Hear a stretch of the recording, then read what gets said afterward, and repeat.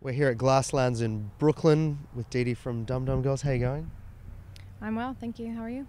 Very well. How's the CMJ experience been treating you so far? Well, we've been in Mexico City for the last week, so we just arrived last night. So this is our first involvement with CMJ. I really like this venue. It's usually a very fun place to play, so I, at least in anticipation, am happy with our experience so far. For me, generally a show is a show no matter the context. What's different about CMJ or South by Southwest would be the level of stress and the level of commitments outside of the actual show that you find yourself making. So as long as you can manage that side of things, it can still be a lot of fun.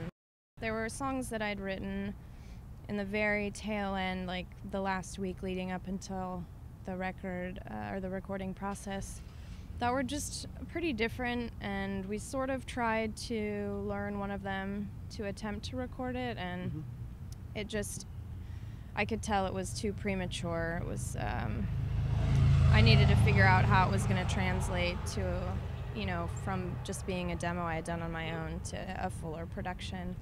So I set it aside. That would be the first song, Mine Tonight, and the second song, I Got Nothing, as well as the Strawberry Switchblade cover, which I did in bed once with an acoustic guitar and then fleshed out from there. So it basically, to me, sounded like the beginning of something not completely different, but the next step.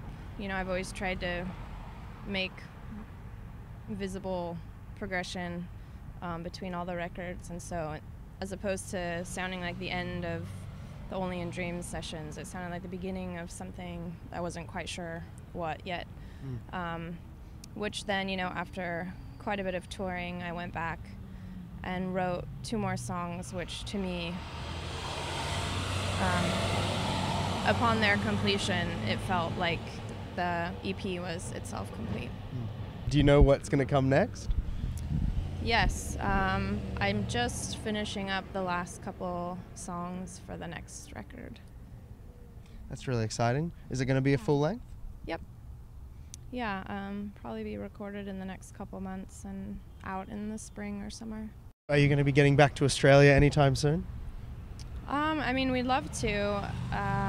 We'd love to go everywhere. I think with this EP, we're not doing a ton of touring because we are going to sort of focus on the next record.